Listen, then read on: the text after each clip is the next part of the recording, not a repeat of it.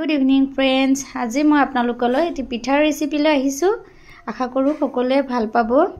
এই পিঠাটো বনাবলৈ মই প্ৰথমতে 3 কাপ ময়দা লৈছো। তাৰ পিছত অকণমান নিমখ দি দিছো সোৱাদ অনুসৰি আৰু 1 চামুচ বেকিং পাউডাৰ দিছো আৰু লগতে দি দিছো ৰিফাইন তেল। এইখিনি মই ভালদৰে এনেকৈ খানি লৈছো।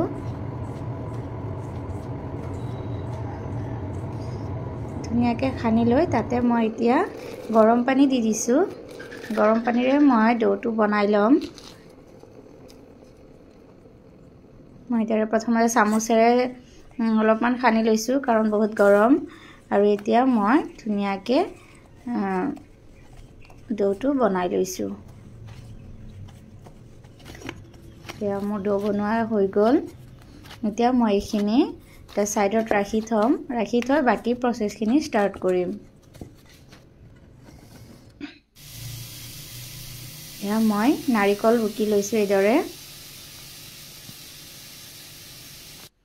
আৰু এতিয়া নাৰিকলখিনি মই ভাজি লম।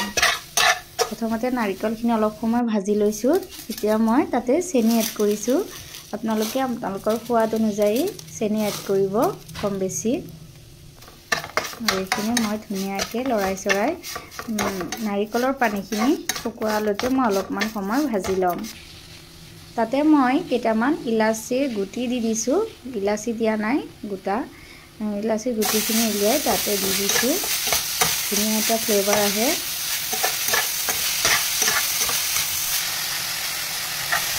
এইখিনি মোৰ ভাজা হৈ গ'ল।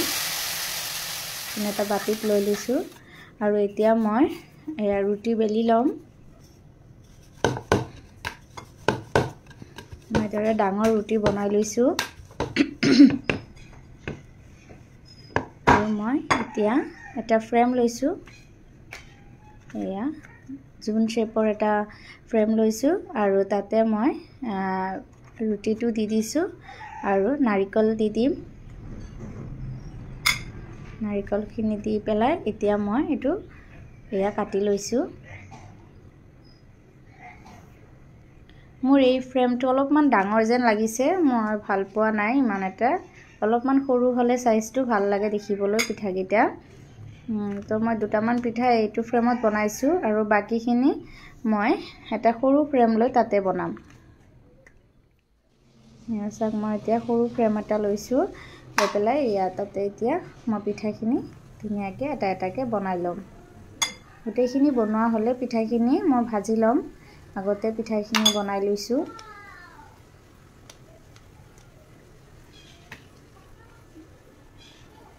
কাৰ পছন্দ এই নাৰিকলৰ জিন পিঠা। মোৰ কিন্তু বহুত পছন্দ। মই পিঠা খাই বহুত ভাল পাওঁ। তো মই এয়া ঠাণ্ডাৰ সিজন আহিছে যেতিয়া এতিয়া পিঠা মোৰ ঘৰত সদায় থাকিব। ইয়াত মই পিঠাখিনি এতিয়া ভাজি লৈছো।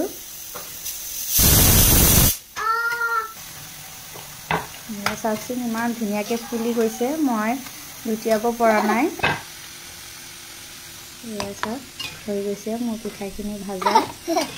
এতিয়া মই বাকি পিঠাখিনি ভাজি লম। কেনেকুৱা হৈছে কমেন্টছত জনাব। আজিলৈ আহিছো। বাই।